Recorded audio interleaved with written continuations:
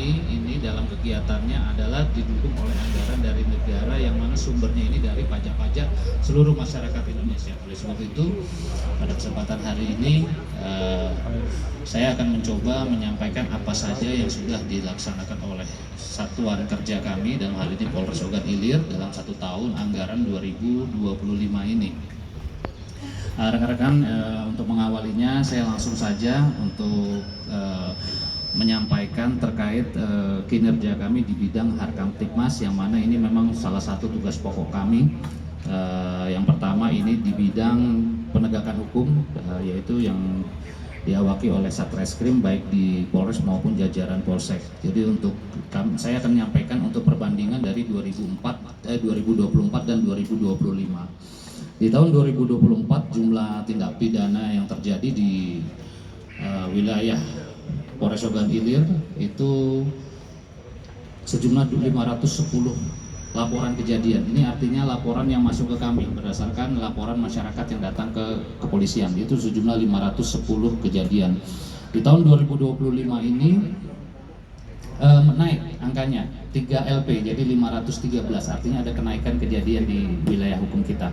Untuk penyelesaian perkaranya di tahun 2024 jumlahnya 287 penyelesaian, artinya 56% dari total JTP, jumlah tindak pidana yang terjadi yang dilaporkan di tahun 2024 itu 287, kalau dikonversikan dengan persentase kurang lebih 56%.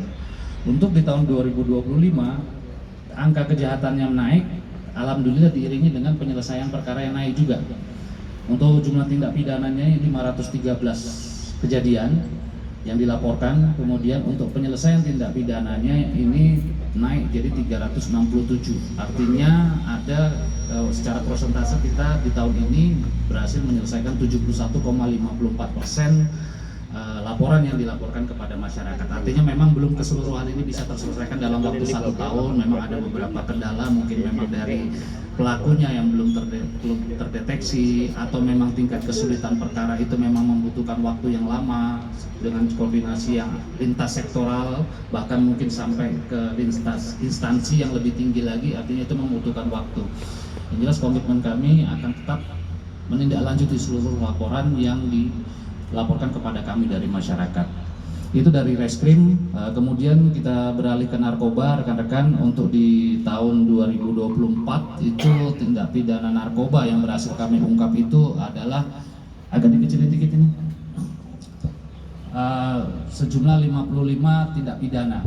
55 tindak pidana dengan penyelesaian 100%. Ya, kalau narkoba pasti 100%. Karena apa? Berdasarkan pengungkapan. LP-nya LP model A, yang jumlah yang diungkap itulah yang menjadi penyelesaiannya. Jadi untuk di tahun 2024 itu jumlahnya 55 tindak pidana yang berhasil diungkap.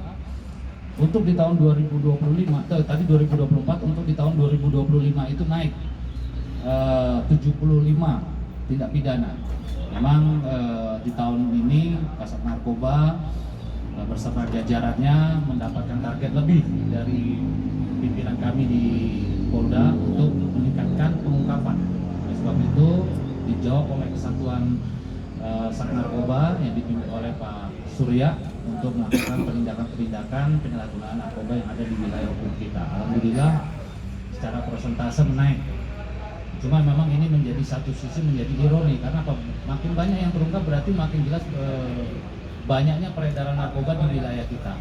Ini menggambarkan seperti itu. Bukan berarti kenaikan prestasi ini menjadi suatu hal yang baik sebetulnya, tapi ini menjadi suatu hal yang ironi juga. Karena apa? Berarti membuktikan bahwasannya memang narkoba banyak beredar di wilayah hukum kita. Ya, semoga nanti di tahun-tahun berikutnya akan lebih menurun, diiringi dengan memang penyalahgunaan narkoba itu memang menurun di wilayah hukum kita. Saya beralih lagi ke lalu lintas. Untuk di lalu lintas ini di tahun 2024 jumlah tindak pidana atau jumlah laka lantas yang masuk di kita, yang terjadi di wilayah hukum kita itu 176 laka lantas dengan penyelesaiannya 100%, 176 juga. Ini sama seperti narkoba, artinya perkara laka lantas ini memang seyogyanya jumlah tindak pidana atau jumlah kejadian itu penyelesaiannya sama juga 100%. Alhamdulillah di tahun 2025 mengalami penurunan. yang tadinya 2024 itu 176 kejadian laka lantas, di tahun 2025 ini terlaporkan, terdata sama kami sampai dengan kemarin itu 158 kejadian. Artinya ada penurunan kurang lebih mohon maaf saya belum dipersentasekan, tapi yang jelas ini ada penurunan dari 176 ke 158 kejadian. Untuk korban meninggal dunia juga di tahun ini mengalami penurunan dibandingkan di tahun sebelumnya. Yang tahun sebelumnya di 2024 ini ada 69 korban meninggal. Untuk di tahun 2025 ini 53 orang korban meninggal. Untuk luka beratnya juga mengalami penurunan, di 2024 102, di tahun 2025 80. Untuk luka ringannya ini juga alhamdulillah mengalami penurunan, di tahun 2024 155 korban, di tahun 2025 140. Untuk tilang yang kami berlakukan di tahun 2025 ini mengalami kenaikan dari tahun sebelumnya. Tahun 2024 itu 2.559 tilang, sedangkan untuk di 2025 ini kami mengeluarkan tilang sebesar 2.887 tilang. Ada kenaikan yang cukup signifikan. Ini terikut berdasarkan tilang yang secara manual dan tilang elektronik. Nah, ini perlu rekan-rekan ketahui bersama bahwasannya tilang elektronik di kita ini sudah operasional sekarang. Jadi nanti mungkin ada rekan-rekan nggak ketemu polisi tapi tiba-tiba nanti dapat surat tilang. Nah, ini perlu rekan-rekan ketahui bersama. Kembali lagi kepada yang narkoba tadi, dari total jumlah laporan polisi yang 75 laporan polisi atau jumlah 75 kasus yang diungkap ini, kami berhasil mengamankan selama 2025 ini kami berhasil mengamankan 103 tersangka dengan rincian 98 tersangka laki-laki dan 4 tersangka wanita dan 1 tersangka anak. Nah, ini perlu rekan-rekan ketahui bahwasannya tersangka anak ini bukan pengguna ya, yang kita proses ini benar-benar memang dia terlibat langsung. Jadi dari 103 tersangka ini memang benar-benar orang yang terlibat dalam peredaran yang kami fokuskan untuk diungkap. Jadi bukan hanya sekedar pengguna-pengguna ini, tidak. Kebijakan dari pimpinan kami juga, termasuk saya juga di sini merekomendasikan, mengarahkan jajaran Sat Narkoba untuk memproses yang benar-benar memang terlibat dalam peredaran narkoba ini, bukan hanya sebagai pengguna. Dari total 75 kasus ini, untuk barang bukti yang kita berhasil amankan itu kurang lebih 5.064,89 gram. Ya. Disclaimer, kemarin mungkin saya sempat salah ucap, kemarin saya sampaikan ada 9, tapi ini ternyata begitu saya cek tadi laporannya dari Satreskrim bahwasannya ini 5.064,89 gram. Ada kesalahan di saya untuk pemberian datanya. Kemudian untuk ekstasi yang berhasil kita amankan sebanyak 18.867 butir. Nah, ini angka yang lumayan banyak, bisa diungkap di wilayah kita. Kemudian untuk ganja kita berhasil mengamankan kurang lebih 14,4 gram. Memang kurang diminati di sini untuk ganja itu, lebih banyak kepada ekstasi dan sabu-sabu. Dari keseluruhan jumlah barang bukti yang berhasil kita amankan ini, jadi kami berhasil, kalau dikonversikan dengan upaya penyelamatan generasi muda, ini alhamdulillah kita bisa menyelamatkan 63.128 jiwa di wilayah hukum Kabupaten Ogan Ilir dari bahaya narkoba. Ada beberapa perkara yang memang menjadi atensi terkait pengungkapan tadi, kenapa bisa sampai 5 kilo itu yang berhasil diamankan. Ini perinciannya, ini ada yang diamankan di bulan September ini jumlahnya dengan TSKG ini sabu-sabunya 400 gram, kemudian yang diamankan di bulan Juni juga ini kurang lebih 2 kilo, kemudian yang diamankan pada bulan Juli juga di tahun 2025 ini kurang lebih 1 kilo. Nah, ini beberapa pengungkapan yang memang alhamdulillah bisa kita nyatakan sebagai suatu prestasi yang luar biasa. Ini akibat karena memang kesungguhan dari kami, tekad kami untuk membebaskan wilayah Ogan Ilir ini dari bahaya narkoba. Untuk di Reskrim sendiri, penanganan perkara yang perlu kami laporkan bahwasannya di bidang tipikor juga kami menyelesaikan belum menyelesaikan ya, dalam proses penyidikan, dan memang sudah tahap penyidikan, tinggal kita tunggu P21 dari kejaksaan. Tersangkanya juga sudah diamankan. Ini salah satu kades yang ada di wilayah Ogan Ilir.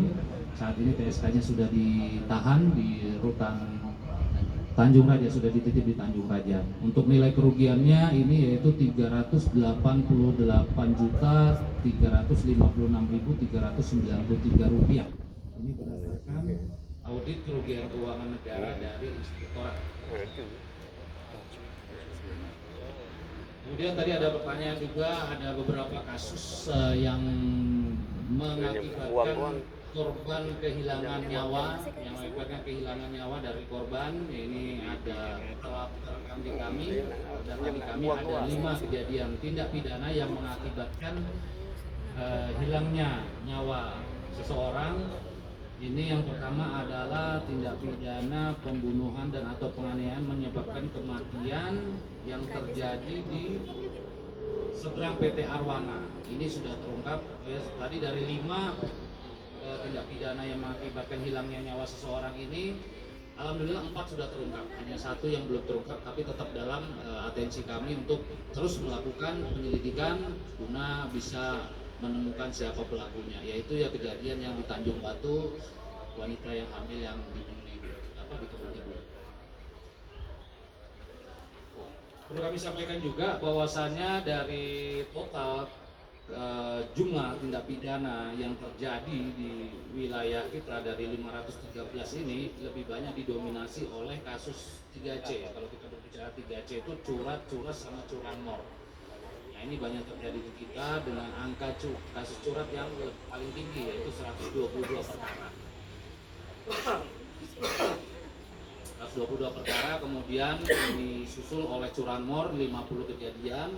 Kemudian curas itu 19 kejadian, sisanya berbagai macam kejahatan, contoh penganiayaan, perzinahan, melarikan anak, kekerasan terhadap anak, KDRT, ini masuk di dalamnya. Tapi yang paling mendominasi itu 3 kejadian tadi. Jadi perlu saya sampaikan juga, memang angka curanmor di kita ini memang relatif tinggi. Memang suatu konsekuensi suatu pertumbuhan wilayah yang mana makin ramai wilayah tersebut, makin kompleks perekonomiannya, itu akan berbanding lurus dengan tingkat kejahatan. Itu sudah rumus di mana-mana. Oleh sebab itu, ya kami juga akan terus berupaya untuk melakukan upaya-upaya pencegahan sekaligus pengungkapan. Ya, kami juga berharap rekan-rekan juga bisa menyuarakan kepada masyarakat agar lebih waspada lagi kaitannya dengan barang-barang berharga miliknya. Jangan dibiarkan saja. Contoh kalau di rumah, pada saat masuk ke rumah itu ya mobil, motor langsung dimasukkan ke dalam, jangan dibiarkan. Atau tidur malam, motor dimasukkan ke dalam, jangan dibiarkan. Di banyak kejadian ini curanmor ini terjadi di wilayah-wilayah, memang di daerah-daerah kos-kosan atau perumahan-perumahan yang memang trader warganya, terus para korban ini trader, jadi motor tidak dimasukkan, tidak dikunci ganda, sudah ditinggal tidur. Ini banyak terjadi dari laporan yang kami terima, rata-rata seperti itu kejadiannya. Bahwasanya ini adalah kejadian di rumah-rumah atau di lokasi kos-kosan yang mana para pemiliknya ini sedang tertidur malam. Selain upaya-upaya Kamtibmas yang kami laksanakan, juga kami melaporkan bahwasannya Polres Ogan Ilir juga melaksanakan kegiatan yang sifatnya mendukung program Astacita dari Bapak Presiden. Ini memang sudah dari arahan kebijakan strategis dari Mabes Polri, mulai dari Mabes ke level Polda sampai ke level Polres, bahwasanya kami harus mendukung kegiatan Astacita Bapak Presiden. Kebetulan untuk kepolisian sendiri ditugaskan untuk menggalakkan atau mendorong penanaman jagung. Kami sampaikan, kami laporkan bahwasannya untuk Polres Ogan Ilir sendiri di tahun 2024 ini kami melakukan penanaman di kurang lebih 224,05 hektar lahan yang ada di seluruh wilayah Kabupaten Ogan Ilir, yang mana dari total 224 hektar ini jumlah tonase yang berhasil dipanen, ya, karena memang kalau namanya nanam itu kan tidak semuanya bisa berhasil, ada yang gagal juga, ada yang stunting juga.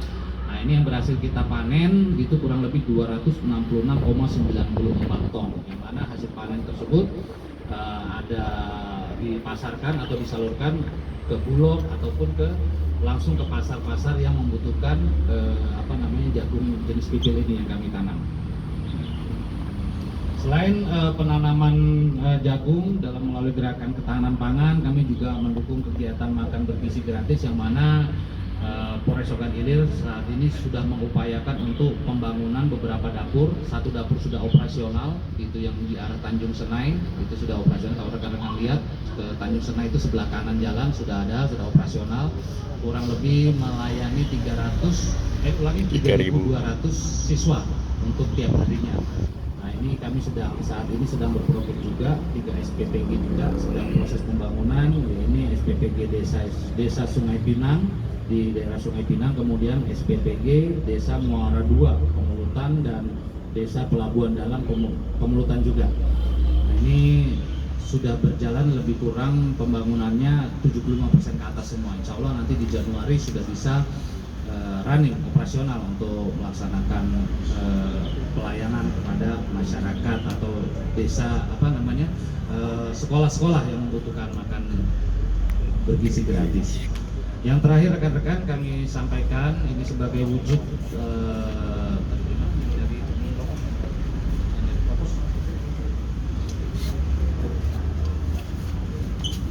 ini 2025 aja. 2025 ya. Sebagai wujud komitmen kami dalam melakukan penegakan disiplin dan memastikan pelayanan kami kepada masyarakat berjalan baik, yang jelas kami juga tidak mentoleransi berbagai macam bentuk pelanggaran yang terjadi di dalam institusi kami. Di tahun 2025 ini ada 9 laporan terkait perilaku anggota kami yang kurang baik untuk masyarakat, dan memang secara aturan memang sudah menyalahi aturan, dan sampai saat ini sudah terselesaikan 6 pelaporan sudah kami selesaikan dengan berbagai macam hukuman. Yang bersangkutan sudah menjalani hukuman, kemudian sedang dalam proses ini ada 3 perkara. Tentunya kami berkomitmen untuk memberikan pelayanan yang terbaik kepada masyarakat. Kami imbau kepada masyarakat memang yang merasa atau melihat ada perlakuan anggota kami khususnya Polres Ogan Ilir yang tidak baik, silakan melaporkan.